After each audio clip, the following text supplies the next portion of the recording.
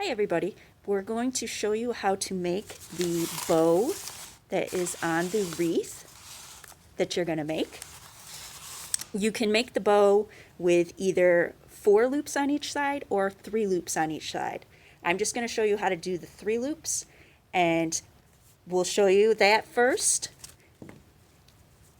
Okay, what you're going to do is you're going to take your ribbon and you're going to hold it like this. You fold it over once. Then you're going to take the opposite side and bring it in.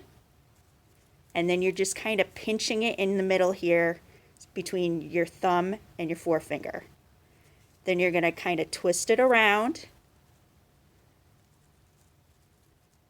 And then you're going to scrunch it in the middle again. Go to the other side. Scrunch it in the middle. Now when you have 2 loops, you're going to fold the ribbon again and you're going to make a little tiny loop in the middle. Then you're going to fold the side in, scrunch it behind, twist this piece of ribbon,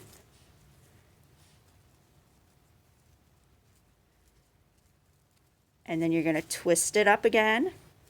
So now we have 3 loops on each side and 1 little piece hanging down here. So what we're going to do is we're going to measure out approximately the same amount on the other end that's hanging down here. And we're going to cut it off. Then we're going to take leftover ribbon and we're going to cut off a little piece. You're going to insert it into the middle of this loop here. Pull it down. And then you're going to make a little twist here and kind of tie it off. And now you have two more little ends.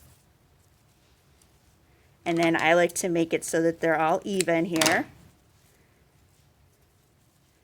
And then if you've got wired ribbon, you can puff it up.